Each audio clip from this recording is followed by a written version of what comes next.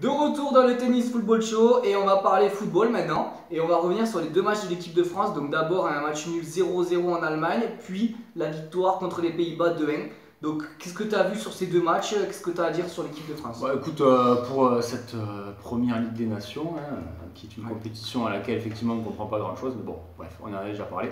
Le match en Allemagne en lui-même, je trouve pas d'enseignement vraiment à tirer parce que bon, un match 0-0, match de reprise, deux équipes peut-être pas vraiment prêtes, donc pas grand-chose à en tirer. En revanche, sur le match contre les Pays-Bas, il y a vraiment des choses qui m'ont plu, et notamment cette première mi-temps où on a vu qu'on pouvait jouer aussi avec la possession, parce qu'on avait clairement la possession de la balle. On a fait le jeu, on a marqué, on a bien joué, on a eu des occasions, donc vraiment ça c'est vraiment à signaler, et ça prouve ce qu'on a déjà dit plusieurs fois, que l'équipe de France est capable, avec les joueurs qu'elle a, de jouer au foot, et pas forcément uniquement d'attendre l'adversaire et de partir en contre. Oui, tout à fait, c'est exactement ça.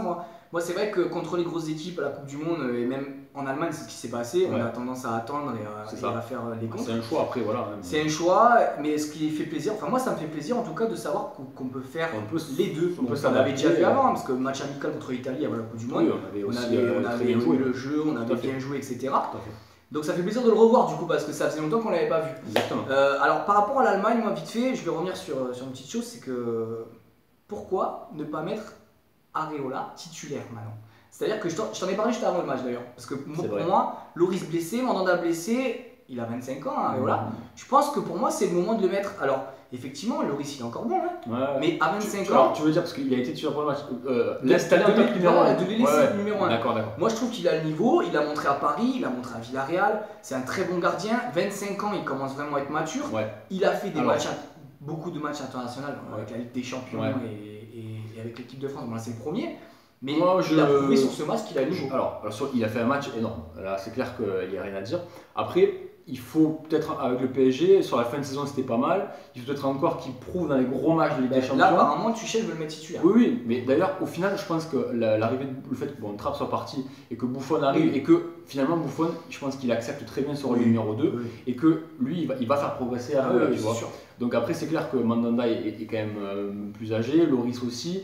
Après, les gardiens, c'est un peu différent des joueurs de champ, mais c'est vrai que pourquoi ne pas l'installer après? Moi, je trouve parce que Loris, il est plus vers la fin, Mandanda, il est tout le temps blessé, donc pourquoi pas? Après, moi, je trouve qu'il a le niveau. Et ça se discute, et il a été bon, donc pourquoi pas. Voilà, et après, pour les Pays-Bas, alors bon, au-delà du match, moi, ce que j'ai aimé sur ce match-là, c'est notre réaction, c'est-à-dire qu'on s'est fait égaliser alors qu'on avait dominé tout le début de match, mais cette équipe, elle est vraiment sûre d'elle et elle a pas du tout paniqué. Moi, je trouve que elle a bien réagi et finalement le deuxième but est mérité, la victoire est méritée et il n'y a pas eu de doute en fait. Voilà, tu sais quoi, je pense que la plus grande qualité de cette équipe, c'est vraiment tous les joueurs, ils ont vraiment confiance en eux. C'est-à-dire qu'en fait, ils ne doutent pas, comme tu dis. C'est ça. Et Deschamps, il leur transmet cette confiance, il leur transmet cette culture de la gagne aussi.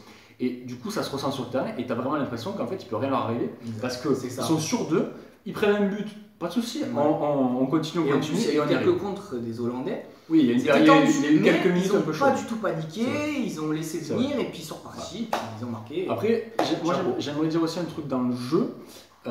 Donc, comme on disait juste avant, on a plutôt fait le jeu contre les Pays-Bas. Voilà. Et je me dis que à terme, est-ce que pour faire le jeu, ça serait pas bien d'insérer des joueurs un peu plus créatifs, un peu plus peut-être techniques que ceux qui sont là? Toi, tu voudrais plus qu'ils jouent contre les Pays-Bas, contre tout le monde.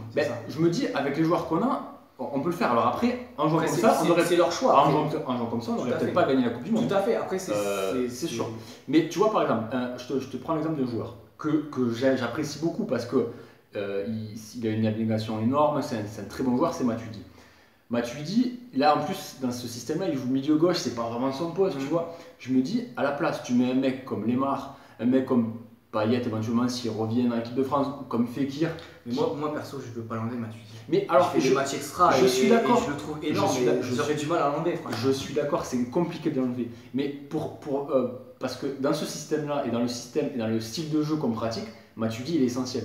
Mais dans un système de jeu où tu veux plus avoir la possession de balle et tout, tu mets un mec comme Lemar, je pense que tu joues différemment, tu vois. Tout à fait. C'est ce que je veux Mais dire. après, est-ce que tu gagnes le match? Ça, on sait pas. On est d'accord. Alors, on va passer au coup de cœur maintenant. Gros coup de cœur, c'est pour l'après du match, l'après-match. C'était magnifique. Une super célébration, moi j'ai adoré. Moi, ce que j'aime, c'est cette famille d'équipe de France, c'est vraiment beau. Et le petit plus, c'est vraiment pour moi, c'est N'Golo Kanté.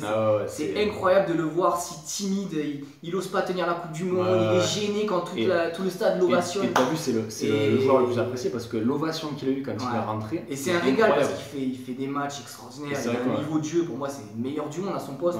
D'ailleurs, on parle toujours de Mbappé, Varane, Griezmann pour le Ballon d'Or, mais pour moi, je lui donne aussi pareil qu'eux. Il mériterait. Donc voilà, moi j'adore ce joueur, je le trouve vraiment super dans l'attitude.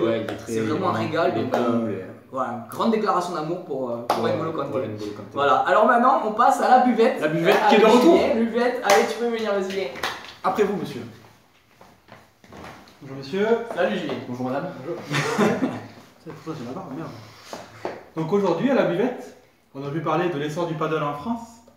Le paddle, la raquette. On a envie d'en faire un d'ailleurs. C'est pour ça. Et on se retrouvera bientôt sur le terrain de paddle. C'est ça. On aurait aussi pu parler de la prochaine saison de F1 qui s'annonce passionnante avec tous les transferts qu'il y a eu. Ouais, ça m'intéresse moins. Voilà. Mais aujourd'hui, j'ai plutôt décidé de parler de vous les gars et du coup du sport amateur parce que vous êtes mis au football en équipe vétéran loisir. Et du coup, j'ai décidé de venir un peu enquêter là-dessus. J'ai pris mon petit carnet un peu à la Aimé Jacquet. T'es venu nous voir jouer. Et je suis venu vous voir jouer. Qu'est-ce que t'as vu? Voilà. Alors déjà, j'ai loupé un peu le début du match. Pas que je sois arrivé en retard, mais votre arbitre a sifflé le match un peu trop tôt, je pense. Parce qu'il y avait plus de lumière à la fin, je crois, donc il fallait vite commencer le match. Restriction budgétaire. C'est le foot amateur. Du coup, je suis arrivé, je vais chercher un peu sur le terrain. Premier réflexe, je vais chercher sur le banc de touche. Je vous ai pas trouvé, j'étais déçu. Titulaire. C'est pour ça, titulaire. Donc du coup, je cherchais sur le terrain.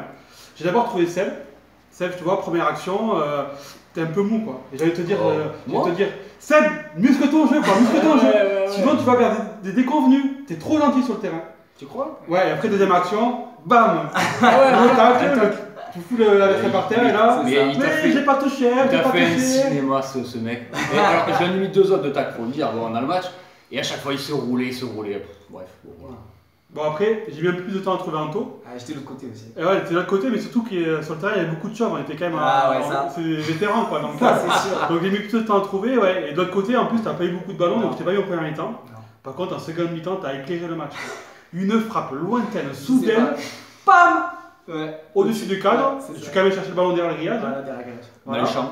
Après, deuxième action, une tête que tu mets, bam, et non, cadré aussi. Alors celle-là, j'étais juste derrière, et franchement, je la voyais au fond. Voilà. Ah, je la voyais au fond. Et là, à ce moment-là, tu vois, j'aurais les cheveux de Feilani, peut-être qu'elle rentrait ça. Ah oui, elle rentrait, c'est sûr. Et à ce moment-là, je me suis dit, Anto, c'est pas Zizou. Non. Seb, c'est pas Zizou. Le vieux bonhomme, là, c'est pas Zizou non plus. C'est sûr. Voilà. Bon, on va quand même être un peu honnête, on va dire une chose que vous avez bien fait. Ah, quand même. Voilà. Bon, vas-y. Anto, seconde mi-temps, t'es replacé un peu plus derrière, plus en défense. À gauche. Sur en défense. Un Kurzawa. Un monstre. Des grosses. Des très belles relances. Moi, j'aurais plutôt Hernandez. Ah oui, j'adore. Hernandez. Et Seb qui nous met un but à la fin du match. Un but de rapport. Dernière action. Bon, il y avait 3-1, tu reviens à 3-2, fin du match. Et je fais quand même ton but. Et je soigne mes stats. 3 buts en 2 matchs. J'étais pas après match, je peux pas. C'était des matchs amicaux. Match amicaux, mais quand même. Voilà. Donc voilà, match assez plaisant quoi, mais je pense que je reviendrai voir s'ils évoluent un peu quand même dans sport. En tout cas, on fait une grosse dédicace au club de la SPTT Canoës du coup. Les Noesbourg. On est très content d'être avec vous et on va essayer de faire des belles choses. Voilà. Salut les vieux. Allez, à très bientôt. À très bientôt.